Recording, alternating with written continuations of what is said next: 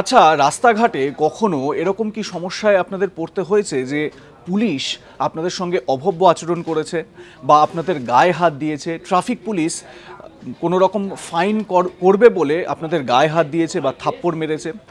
যদি এরকম হয়ে থাকে তাহলে সেই দিনের অবসান। তার কারণ ভারতীয় ন্যায় সংহিতা যে আইন এবারে লাগু হতে চলেছে, সেই আইনের একটি নির্দিষ্ট ধারা রয়েছে।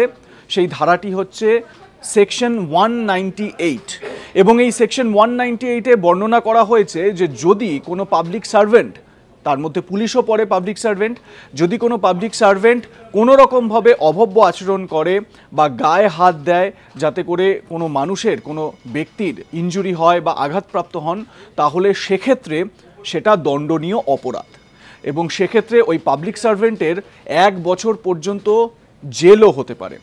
আগে হ্যাঁ, ভারতীয় ন্যায় সংহিতা আইন যেটা 2023 সালেই পাস হয়েছে লোকসভায়, এবং যেটা আইপিসি, সিআরপিসি এবং ইন্ডিয়ান এভিডেন্স অ্যাক্ট, এই তিনটি যে আইন ছিল সেই আইনকে বিলোপ সাধন করে সেগুলোকে রিপ্লেস করে এই ভারতীয় ন্যায় সংহিতা আইন লাগু হতে চলেছে।